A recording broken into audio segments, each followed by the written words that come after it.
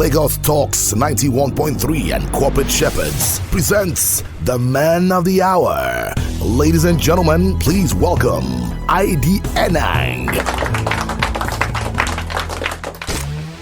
This is Navigate with ID Enang. This is Navigate with ID, brought to you by Corporate Shepherds. Welcome, my dear friends and very distinguished listeners. It's Navigate with ID, your business school on radio. Friends, it's such an opportunity I have, and I'm grateful to God Almighty for this privilege. I'm also grateful for each and every one of you out there listening to this program at this point in time, and for those of you who make it a point of duty to always tune in to this beautiful station at this time. We thank you for your time. We thank you for the exchange. We also thank you for the feedback. This month is a very special month. Why? Because we're looking at a subject that is very much necessary and ingrained in the quest for productivity, and that is execution. So we are looking at the theme of the execution mindset this month of April, and we'll be taking several strands. This week, we are looking at it from a business angle, basically looking at it from the standpoint of what you and I need to do if we were to delve straight into what we consider the 7 essential behaviors as crafted in the book by Ram Sharan and Larry Bossidy, titled Execution. It's a must read. I'll ask you all, if you are serious about executing, if you are serious about understanding the principle and the prevailing dimensions of this topic, I'd recommend that you get this book. And if you need, some assistance, I actually have a friend who owns a bookstore. I think he has copies with him. If you let me know, just send a DM to my social media handles. It's at IDYENANG, and I'll be able to create that link for you to pick up a copy from his store. Now, whilst on one hand, this is also helping him to grow his business, but I think it is more important that you grow yours. And growing yours means that you sit in the crevice of understanding what it is to the discipline of getting things done, as these two gentlemen had espoused in their book. So I'm using this pedestal and this book as a pedestal to delve into all of these elements one by one. So we talked about building blocks, and this first building blocks speaks to the 7 essential behaviors. In the last episode, I did open up these 7 building blocks for you, or 7 essential behaviors, I beg your pardon, and they were as follows. Number 1, know your people and your business. I think we spent the whole show, as it were, drilling down into this particular behavior, knowing your people and your business. Number 2, insist on realism. Number 3, set clear goals and priorities. We are saying that you need to set clear goals and priorities if execution is your end frame. Number 4, follow through. Following through is a critical aspect. Number 5, reward the doers. If you don't reward and you don't recognize, people are not motivated to move on. Number 6, expand people's capability.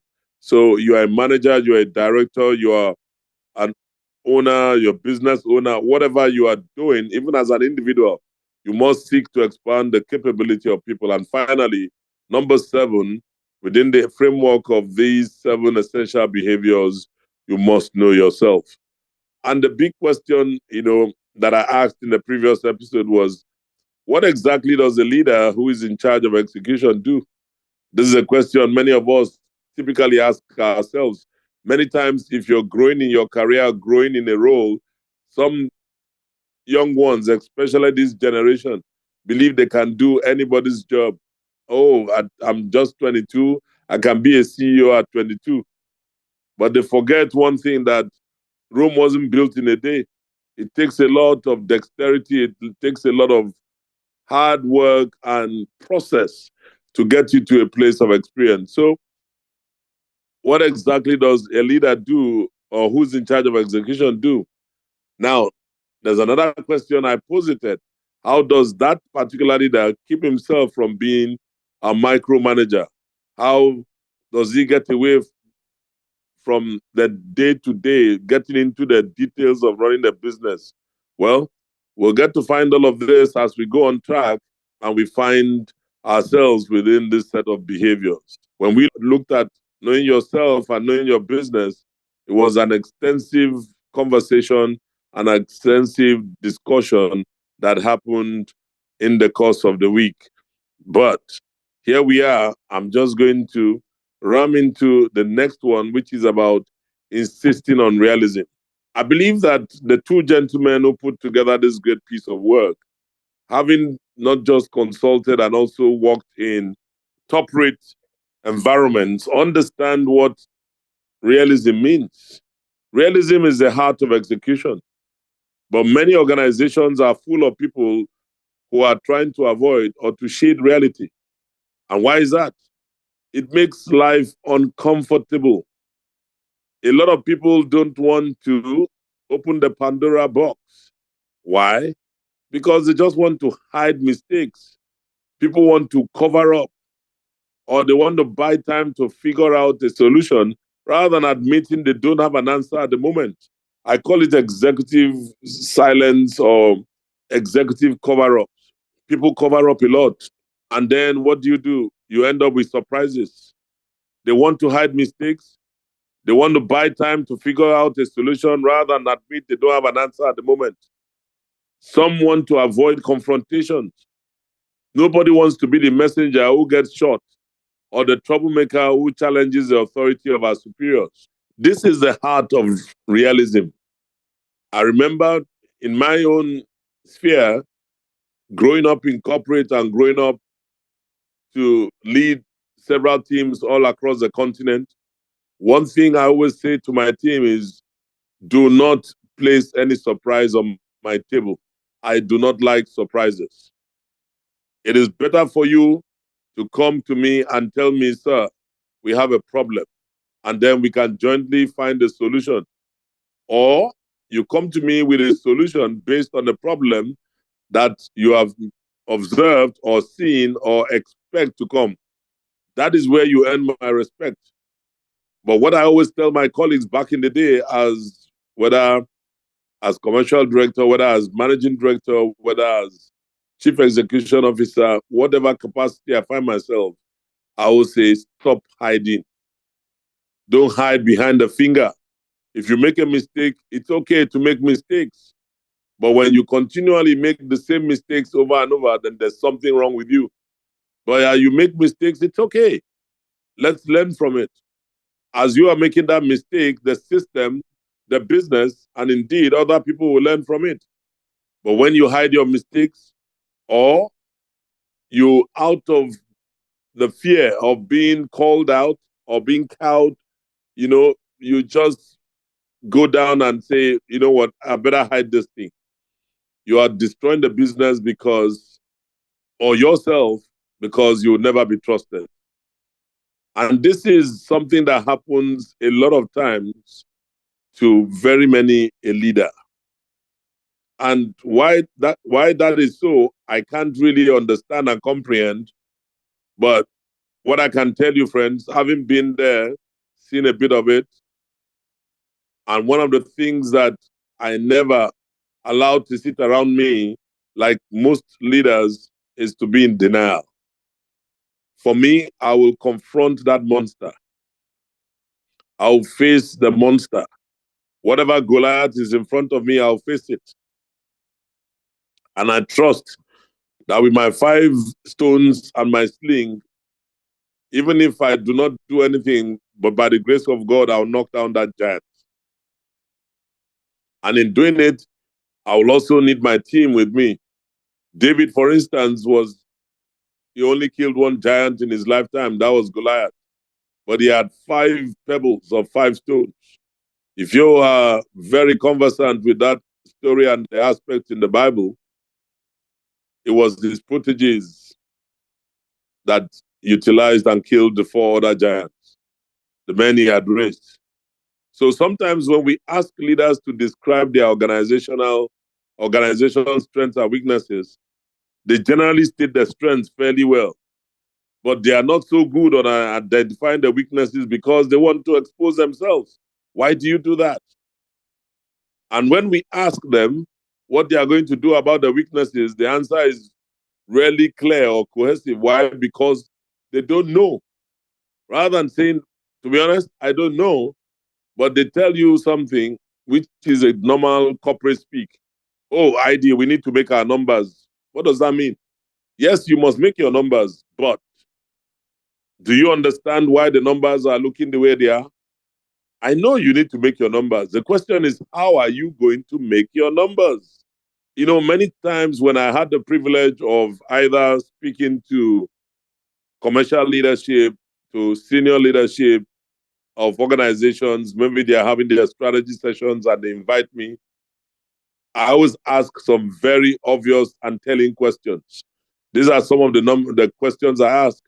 And then you find the top execs always they will sit always in the front row, sitting in the front seat, and they'll be able to stand and answer on behalf of the team. And I always say, sorry, sir, I'm not going to seek or take your answer. I want to hear from members of your team. Because when a lion is leading a pack of sheep, you would know. As against when a sheep is leading a pride of lions. If a sheep is leading a pride of lions, you know what will happen to the lions. So sometimes it is just the nature of leaders to get into being denial. So what is realistic for one company to acquire a bunch of businesses is definitely not the same for another who just wants to go and sweep the whole city with their initiatives. And at the end of the day, when you look at the bottom line, it's always around the nature of the leaders. So how do you make realism a priority? The way to make realism a priority is to start by being realistic yourself. I do this all the time, if not all, most of the time. I don't deceive myself. I'll tell you, come, let's have a come to Jesus conversation. And that is, let's put ourselves in the room, let our eyes be red and let's talk truth to ourselves. Guys, this is where we are. We can't afford to skate around. This is reality.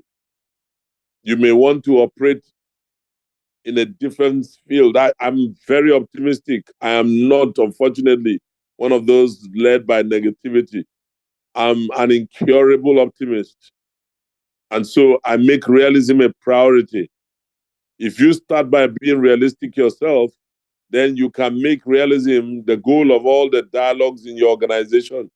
Whatever level you find yourself, you can make realism the goal in your family, in your estate, in your profession. Whatever you find yourself, realism would follow.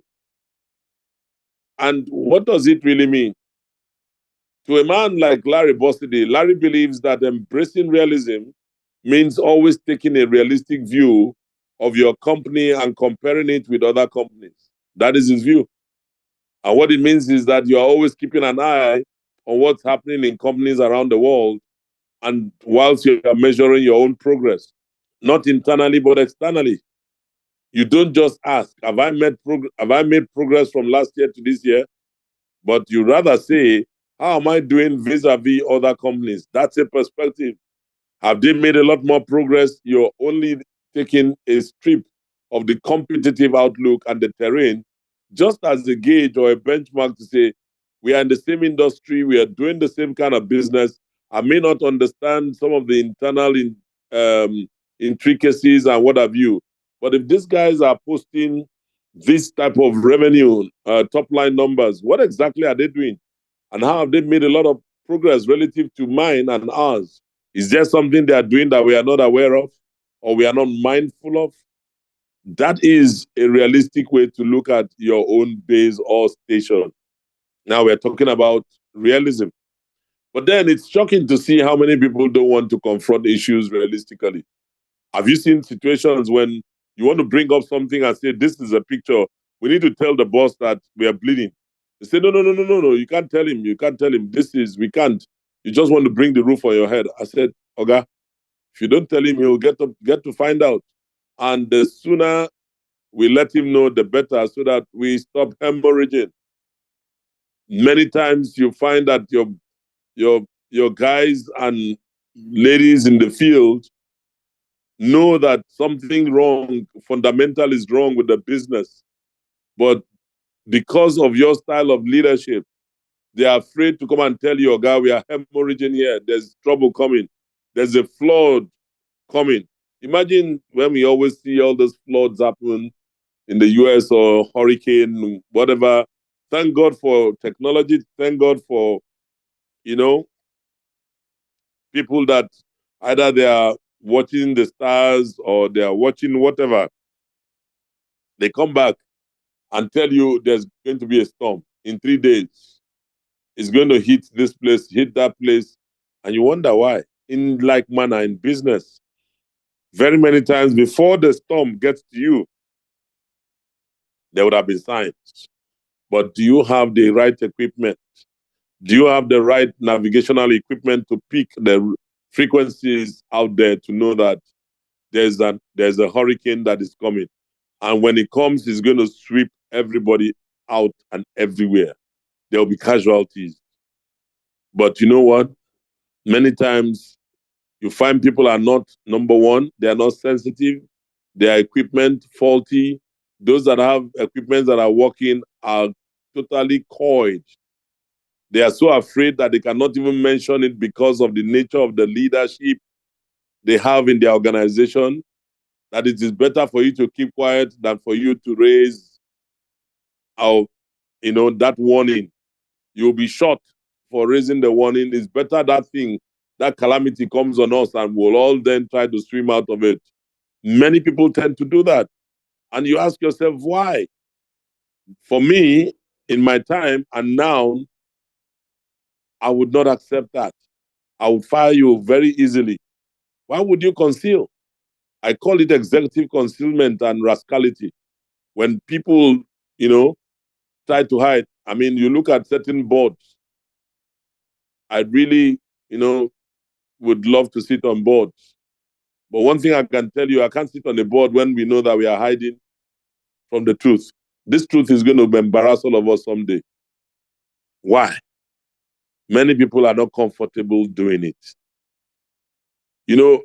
And when this happens, you will always have different pictures. So I can tell you that once upon a time, one of the jobs or roles I stepped into as managing director, you can figure out which of the companies that I'm talking about.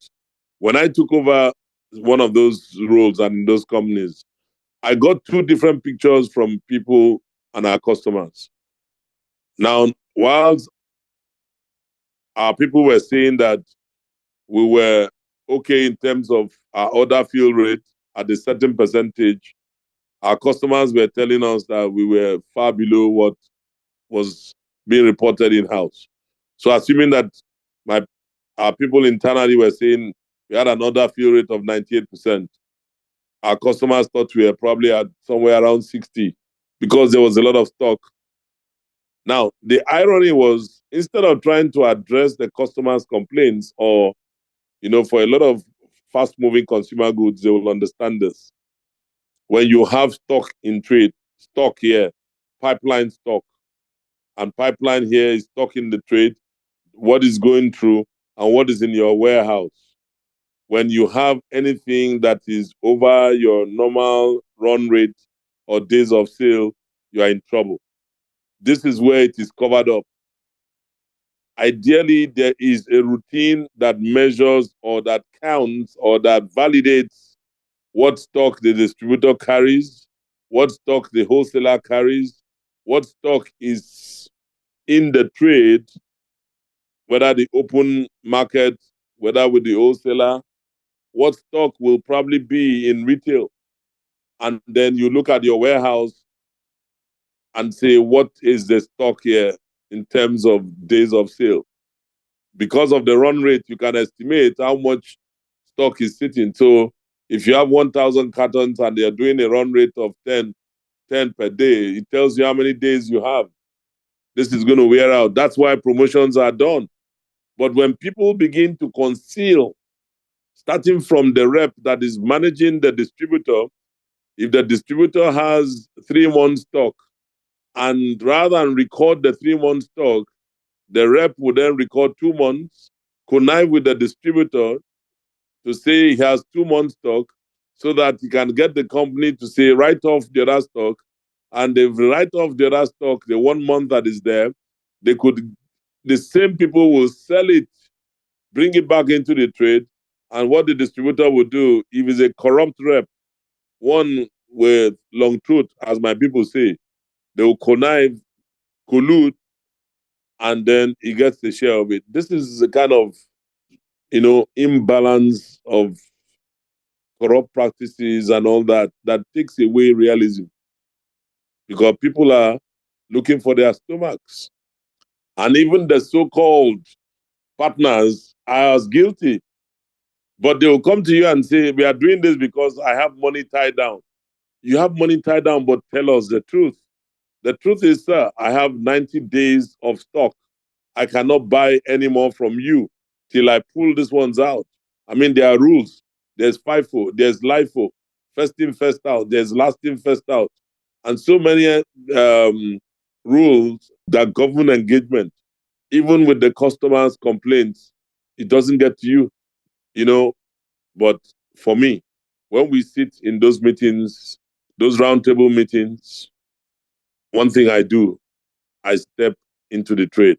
I go into the market. Listen, if you want to understand what is happening in your business, run out of your office, spend only 30% of the time in your office. What are you doing in the office?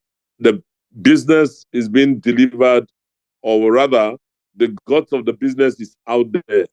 You need to be out there. You need to understand what your customers are saying, what the end users are saying, how you are perceived, and how well you can get first-hand information to right size or to put your business in the right space.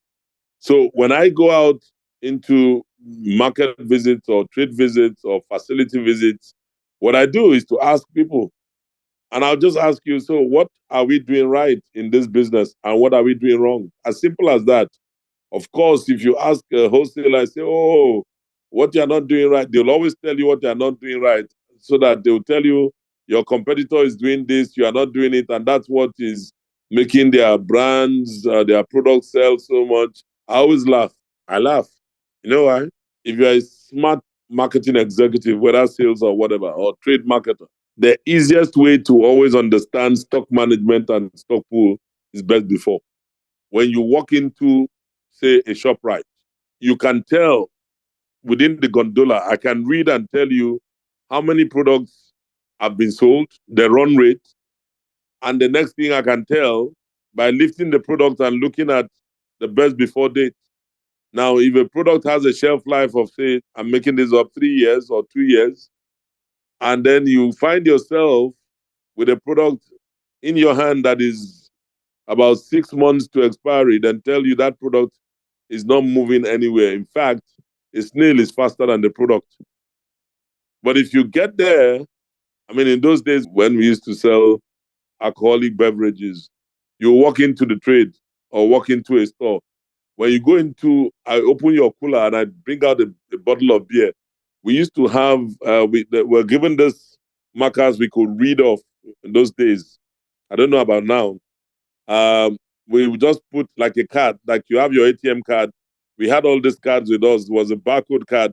Once I put the card, the marker on the label, each of their labels or marks by the side of each label. Those marks mean something. Tells you the day that product was produced, when it came out. Tells you the day it went through the full beer store.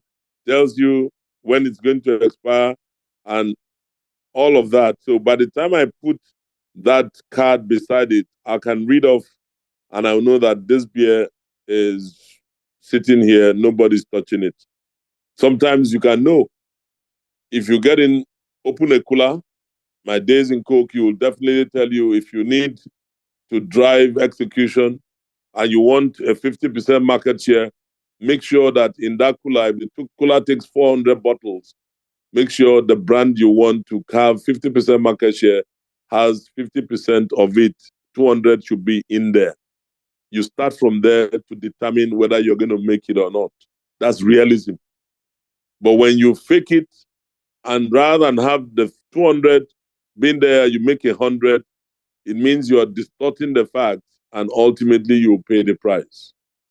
So when you step out into the field, you're definitely going to have a lot more. Now, competitors or your trade or people, your customers will tell you all they want to tell you, but friends, if you know what you want and if you know where you're going, you will also know that realism is when you are face to face with the truth. Friends, don't go away. We'll be right back just to take a quick break. This is Navigate with ID, brought to you by Corporate Shepherds. A radio program like no other. Very many people out there who do not even take on any evaluation, just jump in. Oh, my friend says he's making a lot of money. Oh, my auntie says this is good business. The same way you've jumped in, you jump out. Get insights from a seasoned expert. Of course, an angel is an individual private investor, someone who has excess wealth and they'd like to invest in a private business. Talk about your one-stop shop business program. That's the whole essence of having a business school on radio. It's your business school on radio. Navigate with ID right here on Lagos Talks 91.3, airing on Tuesdays and Thursdays from 3 to 4 p.m. And if you need to get across to me, please send an email to contact@navigatewithid.com, or you can also follow me on my social media platforms at IDYENANG. Thank you so much and God bless. This is Navigate with ID, brought to you by Corporate Shepherds. Welcome back, my dear friends. It's still Navigate with ID. And just in case you're joining us for the first time or you just found yourself stumbling on this beautiful station, I bid you welcome. This is a business school on radio. We have it every Tuesday and Thursday at 3 p.m., this beautiful station. So welcome. Now, what are we talking about? We are looking at the subject of execution. That is the theme for the month. And this particular episode, we're looking at how we can, drive that discipline of getting things done. Put in another balance. I'm sitting also within the web of Larry Bossidy and Ram Charan, and this beautiful book that I read way back in 2002 titled Execution, the Discipline of Getting Things Done. Before we took the break, we're looking at stage 2, what I call the behaviors. We had talked about the 7 behaviors that are very critical, and those behaviors are centered. The first one we treated last week was knowing yourself and your business, and today we are looking at insisting on realism and its role. So, just before we went on break, I did say that when you are so office-oriented, the tendency is that you lose touch with the world and the field. You need to leave those round tables, go out and visit facilities, go to the market, go to where the business is, go to where customers are. You will get information.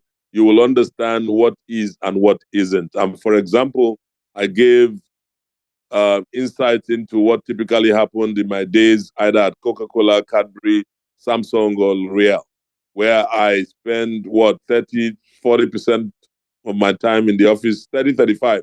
The rest of it, I'm just in the field, from market to market, from country to country. When you have multiple countries that you need to supervise, you're not going to sit in your office and let boys tell you what's happening in Gambia. Way back then in Coke, just get on the plane, get to Accra, Ghana. You run from, take off again, get to Sierra Leone, move from there, come into the Gambia.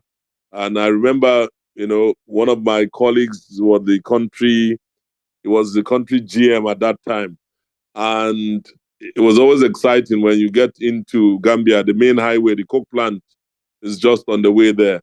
And you find that, as much as you see how Nigeria or our cities are, some countries are small, but the business that runs through could just be one industry giving it life. I saw that particularly firsthand with Coca-Cola.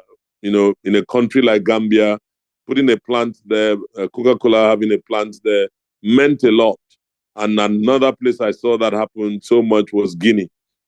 Guinea was another experience for me many years ago. So, friends, if you are not out there, you don't understand what is going on. And when I get out, what are the things I look out for? I tend to ask questions. And the questions really are to help provide insights because, you want to ask, what are we doing right in the business and what are we not doing? Yeah, they are going to tell you all kinds of things. Then I can ask about my competitor. I say, what do you like about so and so? And what don't you like? Some people always have gripes. Some just have gripes while others they'll go after you personally. And you, not you as a person, but the brand, the product, and the company you represent, if you are being unfair to the trade or to the customers, they'll take you on. And if you have a very lousy rep or manager, sales manager, who's not doing what he should be doing, that's where you'll know. Most times the boys will not even take you to such customers. They will always direct you to the place where they'll be singing their praises. So as a rule, when I go on field visit with the boys, I allow them lead me. And when we get to a certain point, they say, oh, where are we going next? They say, sir, we are turning left. I then decide to turn right or I go straight. Trust me, they were not expecting that you go right. So they didn't prepare the people and the conversations on the right. When they are leading you to where they've decorated, where they've spoken to the people that our boss is coming, the big boss, the overall boss is coming. When he comes here, it's a chance for you to ask him for that thing you have been disturbing me. Is the man that can tell me, go and do it. When they come, they want to see your store. Fine. So these posters are put here. So when you get to a particular store and you find the posters are smelling of ink. You know what I do? I just go near the poster, put my nose to it, and you smell the ink or the banner. Now, this was just installed maybe 2 hours ago or 6 hours ago. I don't normally force. I just tell to the boys, I say, well done. You're keeping the market clean. It's when we are having the debrief session, I'll say to the guys, there's nothing new under the sun. Guys, I'm happy that you put out the posters, you put out the banners. The fact that I'm out here to come with you is why those banners have left the store.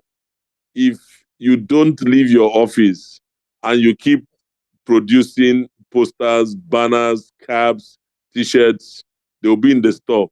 But the minute you start going to the field, the boys in the field will be compelled to use those items because they know a guy is coming and a guy is going to ask or a guy is going to see. If you get there and you can smell the ink, as in the banner or the print has just been dropped, don't say anything. It's a good thing that they are executing. That's realism. Don't go fighting them to say, you guys are doing this because I'm here. Leave all that. Sometimes it's good to play the fool. I played the fool many times, and that's why I grew from being just a management trainee to being a managing director. You can't all the time come, so hard on your people. And when they get afraid of you, they are not only they will not speak up. You will not know when hurricane is coming. They will keep quiet because they don't want to be fired. They don't want to be whatever. But if you allow people express themselves, they will tell you that there's fire on the mountain, and then you look for the right equipment or the right type of firefighters to deal with that fire. So, friends, some people will just have gripes, some others will go after you, but most have good information and insights. What I do every time I go on the field trip, I take my notepad. I have a small notepad. I make notes. Even now, I make notes and I take them up afterwards with my manager, with the guys on the field. We always have debrief sessions. One thing I love about the Coca-Cola company, Coke taught me one thing. No matter where and how you've gone, we all go back to the office, we go back to the plant. Sometimes there in the market, if I'm traveling from there, I tell everybody, come around and we sit near the car park and we sit at the car park, we sit in the field. I say, guys, okay, let's debrief. How was this visit? what went wrong here, what happened here, what you need to do next. The team gets gingered, they get motivated because the phase of execution must come with process. If you don't do it, don't expect the results. So when you sit with executives and they say, hey, oh boy, how is it? He said, I need to make my numbers. You say, how? And the man cannot explain, it means that he does not go to where the business is. A lot of times I look at bankers and I feel pity for them, especially the directors and the big men, the AGMs, DGMs, GMs, EDs, and all that. Some of them try to go see customers, but the customers they go to, the witty ones, the 20% that give them 80%. But they never go into the real market, inside Ewekoro, inside Tabon. They don't go to Obakenzwa, they don't go to Ariaria. Uh-uh. Hmm? They go to the sophisticated office where AC go, they blow them well. They don't. But the guts of the business, the insights, the information, and also at that point, the best level of empowerment to your team is when you meet them in their areas of operations. That is what makes realism. That is what makes everything fall in place. Sometimes when I visit certain locations, I get to talk for a few minutes, say 10 minutes or 15. Then I answer questions for about 45. I spend an hour with them. I talk for 10, 15. I then open the place up and answer questions for 30 to 45 minutes. And then the next thing I do, I go around shaking hands with everyone and asking them the same questions I asked at the round table. People leave with the understanding that realism matters. They go back telling their bosses, wow, Ogaidi was here. It was so real. That's what drives the business. A lot of you listening to me now, even if you're on the upline, you are not there at the top. Learn now to be able to relate to those behind. Don't be the boss, because one day you're going to be the taxi. You might be the boss driver now, but one day you're going to drive a taxi. You're leading people. Imagine driving a bus. I mean, whichever bus is a bus. Can't compare the number of people in a bus compared to that of a taxi. So always leave people with the understanding that realism matters. When these guys go back to their bosses or their line managers, they'll be able to express themselves. They'll be able to say, we met the boss himself and he knows. We told him what was wrong. And he's also told us what we need to do. You know what has taken place? Learning. Learning is what breeds the realism. Learning takes place on both sides when you're out. The boys in the field, the customers learn, you learn. And when that learning comes to a proper place, then you find the numbers gelling. But the lack of collaboration between two businesses, between two entities, will prevent generation of revenue from customers. Why? Or could it be that important initiative is not getting a high enough priority in some business units?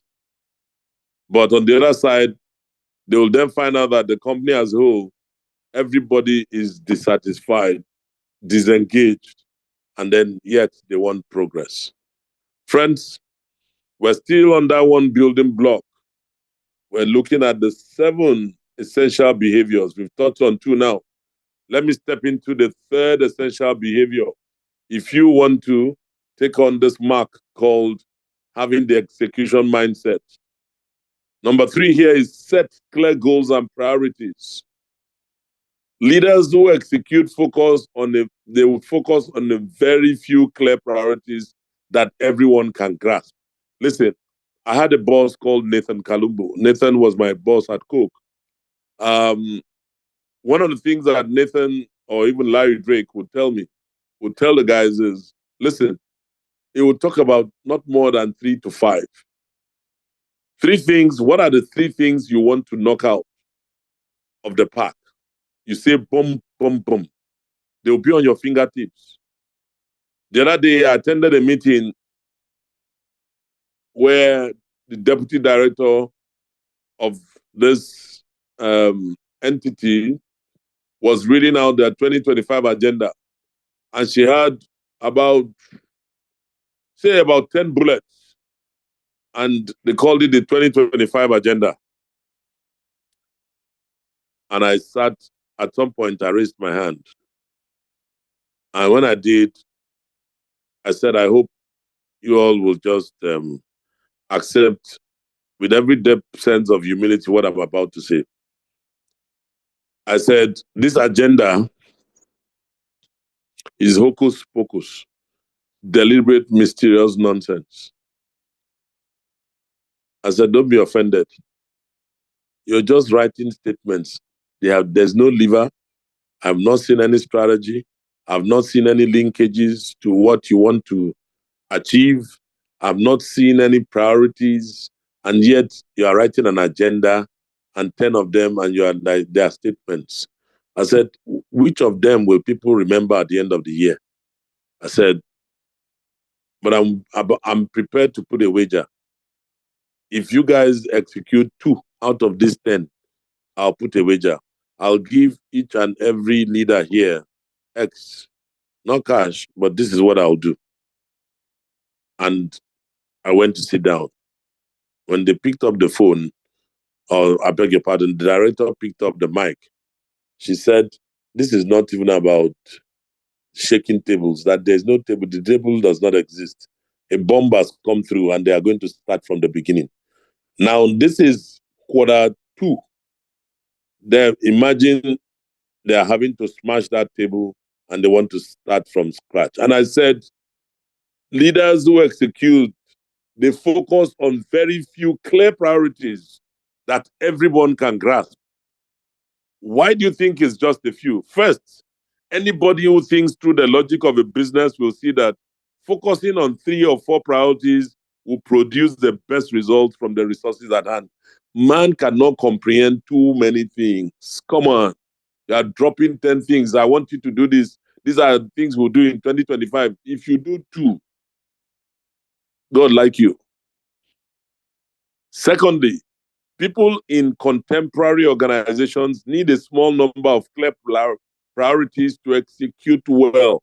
The discipline that we had in Coke, discipline that had in Guinness and a place like Samsung. See those Koreans, they are very focused. They will not have multiple, just have 2 things they want to do, pom pom, and they're done. I've never seen a place where execution, they'll tell you, we'll pull down this building in 7 days and it'll be up in 10 days. The Koreans will make it happen. That's the kind of spirit they have around Samsung. I'm telling you, I've been there. I walked there, I saw it. I don't know if I've ever mentioned this. One of our group chairman was going to come to Nigeria, West Africa to visit. And of course, you know that you need to go see the market and see the trade. And the boys needed to put stickers, print some of the stickers and headers that they will put in the outlets, especially the ones he was going to go to. You have to dress the market. Like I said to you, when I was young, I dressed the market. When I became old and when I was at the top, they dressed the market for me. Either way, there's always a dress for the market. Whether you dress the market or the market will dress you. It's a story, and that's the way it rolls. Now, these guys sat down. Our office was on Kingsway Road. I had a mixed, very diverse group. I had Koreans, I had Lebanese, I had Indians, Nigerians, and the rest of Africa. So I had a very diverse team, but specifically, the guys that were working on this project, I think something happened to the printers, the color printers in the office, or the ink. They had exhausted the ink with the color printers in the office, and it was end of day. I had gone for a meeting somewhere, and my PA had left the office.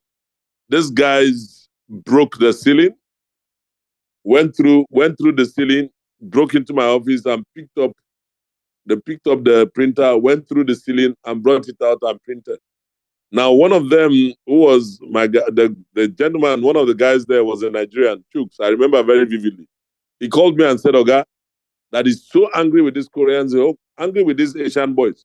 Can you imagine? They're so disrespectful. They've broke into your office and then they went to get the printer. They couldn't even have the decency. He said, how can you go into the MD's office? It's wrong. You have to this, that, that. I said, Chooks, calm down. It's okay. I'll see you guys in the morning. Do what you have to do. Behold, when I got to the office in the morning, I saw a big hole. Yeah, a big hole in my office. So I called the young man, the young Korean guy who was leading the project. I said, what happened? Why did you break all everywhere? He said, oh, Miss Hiro, printer, we want to, anyway, don't mind me and my theatrics. I can mimic anybody. And I sat there and I said, on one hand, these guys needed to deliver on something, and there was no obstacle. That's the mindset. They say they are going to take this place today, forget it. Nothing will be, they're unstoppable. So I called all of them and I said to them, sit down. You know, what you did was bad.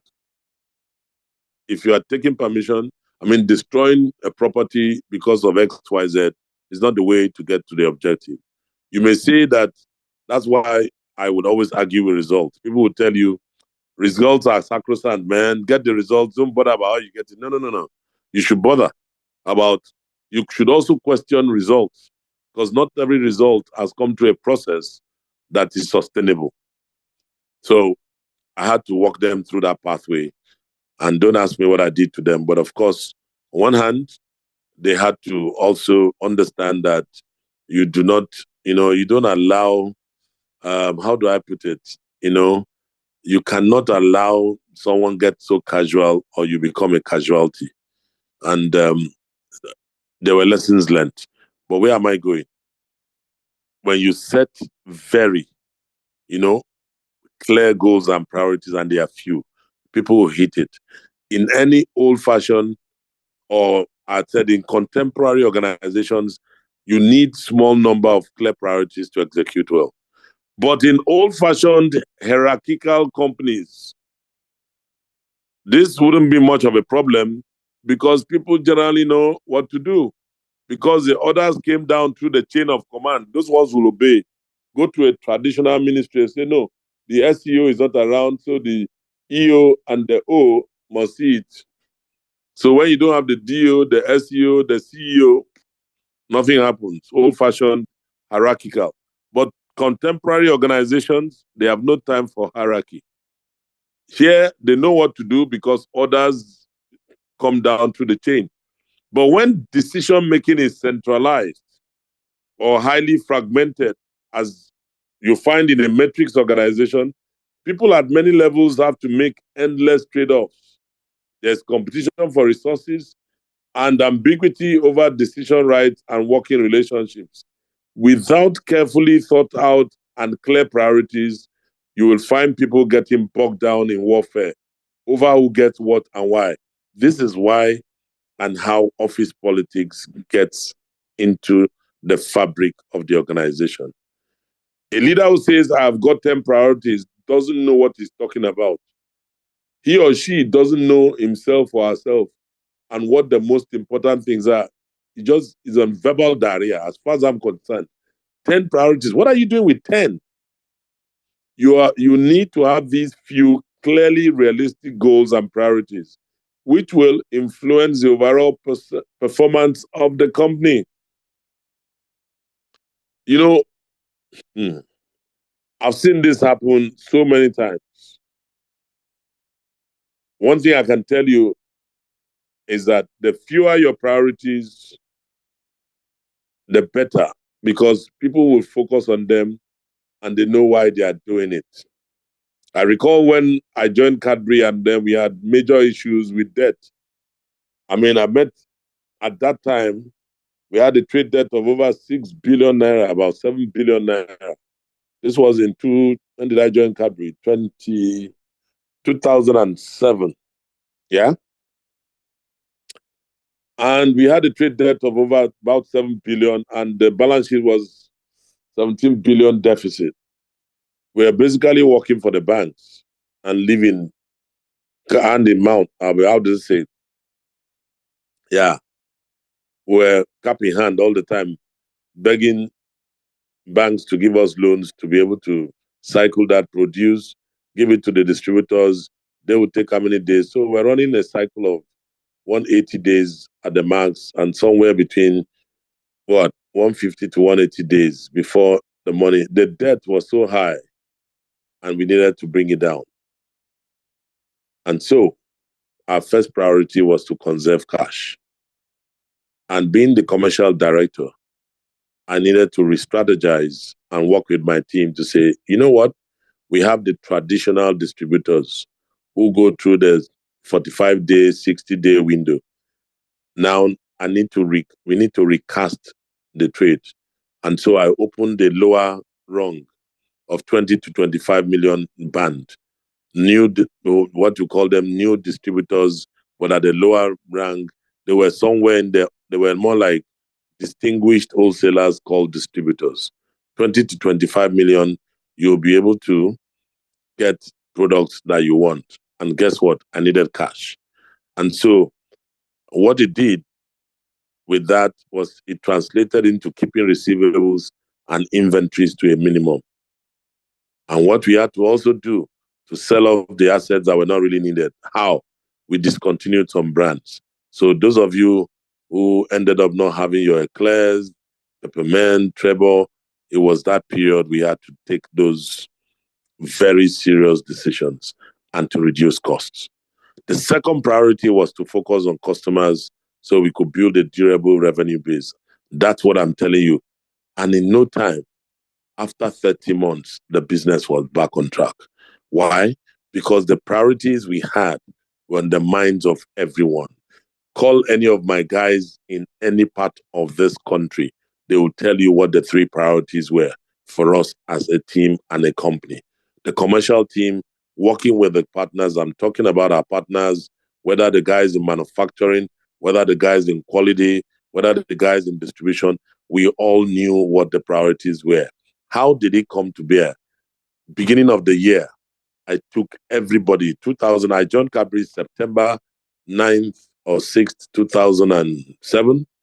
By January 2008, I took a whole team, my commercial team, the guys in production and all partners. And we had about 4 luxurious buses, took them to Ada. And we had a conference and we sat there for 3 nights, 4 days. And it was to reel out the commercial agenda and how we were going to resuscitate